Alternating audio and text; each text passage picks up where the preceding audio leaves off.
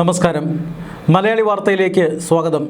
കേരളത്തിൽ ലോക്സഭ, തദ്ദേശ, നിയമസഭാ തെരഞ്ഞെടുപ്പുകളിലെ ദാരുണ തോൽവിക്ക് പിന്നിൽ പിണറായി വിജയൻ്റെയും എം.വി. ഗോവിന്ദൻ്റെയും അഹന്തയും ധാർഷ്ട്യവുമാണ് അടിസ്ഥാന കാരണമെന്നും രണ്ടു നേതാക്കളെയും സഖാക്കൾക്ക് പോലും വെറുപ്പാണെന്നും പാർട്ടിയുടെ കുറ്റസമ്മതം.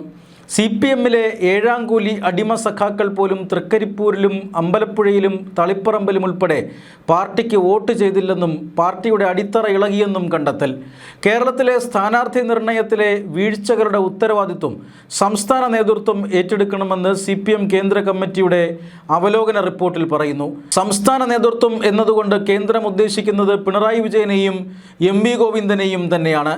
സംസ്ഥാനത്തെ മുഴുവൻ പാർട്ടി സ്ഥാനാർത്ഥികളെയും അന്തിമമായി നിശ്ചയിച്ചത് ഇവർ ഇരുവരും തനിച്ചാണ്. തളിപ്പറമ്പിൽ സ്വന്തം ഭാര്യ ശ്യാമളയെ സ്ഥാനാർത്ഥിയാക്കിയത് ഗോവിന്ദൻ്റെ തന്നിഷ്ടത്തിലും ഒപ്പം പിണറായി വിജയൻ്റെ സമ്മതത്തിലുമായിരുന്നു. മൂന്നാം മൂഴം വിജയിച്ചാൽ പിണറായി മന്ത്രിസഭയിൽ തരക്കേടില്ലാത്ത മന്ത്രിയാക്കാം എന്ന അത്യാഗ്രഹത്തിലാണ് ഗോവിന്ദൻ PK ശ്യാമളയെ തളിപ്പറമ്പിൽ ഇറക്കി മത്സരിപ്പിച്ചത്. ശ്യാമള അതിദയനീയമായി തോറ്റപ്പോൾ അതിന് കാരണക്കാർ EP ജയരാജനും P ജയരാജനും PK ശ്രീമതിയുമാണെന്നും അവർ വേണ്ട വിധത്തിൽ പ്രചാരണം നടത്തിയില്ലെന്നുമായിരുന്നു M.V. ഗോവിന്ദൻ്റെ പഴിചാരൽ. പയ്യന്നൂർ, തളിപ്പറമ്പ് മണ്ഡലങ്ങളിലെ സ്ഥാനാർത്ഥി നിർണയത്തിൽ ഉണ്ടായ വീഴ്ചകൾ കണ്ണൂർ ജില്ലാ കമ്മിറ്റി അവലോകന റിപ്പോർട്ടിൽ സ്വയം വിമർശനാത്മകമായി അംഗീകരിച്ചിട്ടുണ്ട്. ജില്ലാ കമ്മിറ്റി ശുപാർശ ചെയ്ത സ്ഥാനാർത്ഥി പട്ടികയ്ക്ക് അംഗീകാരം നൽകുന്ന ഘട്ടത്തിൽ സംസ്ഥാന സെക്രട്ടേറിയറ്റിനും സംസ്ഥാന കമ്മിറ്റിക്കും വീഴ്ച സംഭവിച്ചുവെന്നാണ് അവലോകന റിപ്പോർട്ടിലെ പരാമർശം. അതായത് സംസ്ഥാന കമ്മിറ്റിയിൽ ചർച്ച വന്നപ്പോൾ സ്ഥാനാർത്ഥി ലിസ്റ്റിൽ PJ ശ്യാമളയുടെ പേര് മാത്രമാണ് ഗോവിന്ദൻ ഉൾപ്പെടുത്തിയിരുന്നത്. ഈ തീരുമാനങ്ങളിൽ പങ്കാളികളായ സംസ്ഥാന കമ്മിറ്റിയുടെ ഉന്നത നേതൃത്വം അവയുടെ പ്രത്യാഘാതങ്ങൾ കൃത്യമായി വിലയിരുത്തുന്നതിലും സമയബന്ധിതമായി ഇടപെട്ട് പ്രശ്നങ്ങൾ പരിഹരിക്കുന്നതിലും പരാജയപ്പെട്ടതായി കേന്ദ്ര കമ്മിറ്റി കുറ്റപ്പെടുത്തി.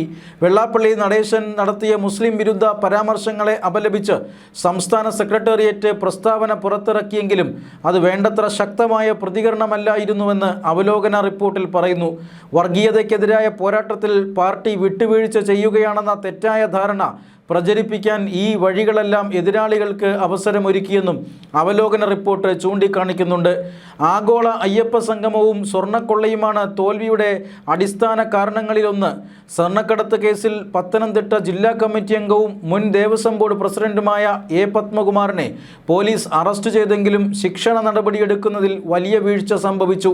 ഇതിനൊപ്പം രണ്ടാം പിണറായി മന്ത്രിസഭയിലെ മിക്ക മന്ത്രിമാരും വൻ പരാജയമായിരുന്നുവെന്നും കേന്ദ്ര കമ്മിറ്റി റിപ്പോർട്ടിൽ പറയുന്നു. ആഗോള അയ്യപ്പ സംഗമത്തിൽ ഉത്തർപ്രദേശ് മുഖ്യമന്ത്രിയുടെ സന്ദേശം വായിച്ച സംഭവം ഒഴിവാക്കാമായിരുന്നുവെന്നും അവലോകന റിപ്പോർട്ട് വിലയിരുത്തുന്നുണ്ട്. കടുത്ത ഹിന്ദുത്വ നിലപാടുകൾക്ക് പേരുകേട്ട ഉത്തർപ്രദേശ് മുഖ്യമന്ത്രിയുടെ സന്ദേശം സംസ്ഥാന സെക്രട്ടേറിയറ്റ് അംഗം കൂടിയായ ഒരു മന്ത്രി പൊതുവേദിയിൽ വായിച്ചത് പാർട്ടിയുടെ മതനിരപേക്ഷ പ്രതിച്ഛായയ്ക്ക് വലിയ തിരിച്ചടിയായി.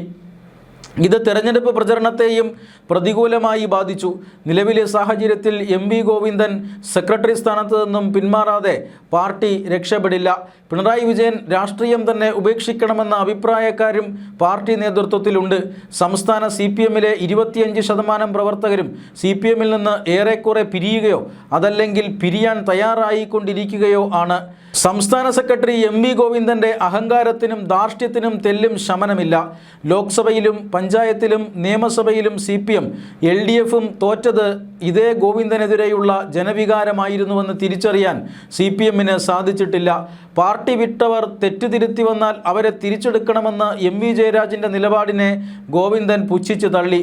കണ്ണൂർ ജില്ലാ കമ്മിറ്റിയുടെ എതിർപ്പ് മാറ്റിമറിച്ച് ഭാര്യ ശ്യാമളയെ മത്സരിപ്പിക്കുക വഴി ഗോവിന്ദനാണ് ഏറ്റവും വലിയ തെറ്റുകാരനെന്ന് പറയാൻ പിണറായി വിജയനും MA ബേബിക്കും ഇപ്പോഴും സാധിച്ചിട്ടില്ലെന്നും കേന്ദ്ര കമ്മിറ്റി റിപ്പോർട്ട് കുറ്റപ്പെടുത്തുന്നു.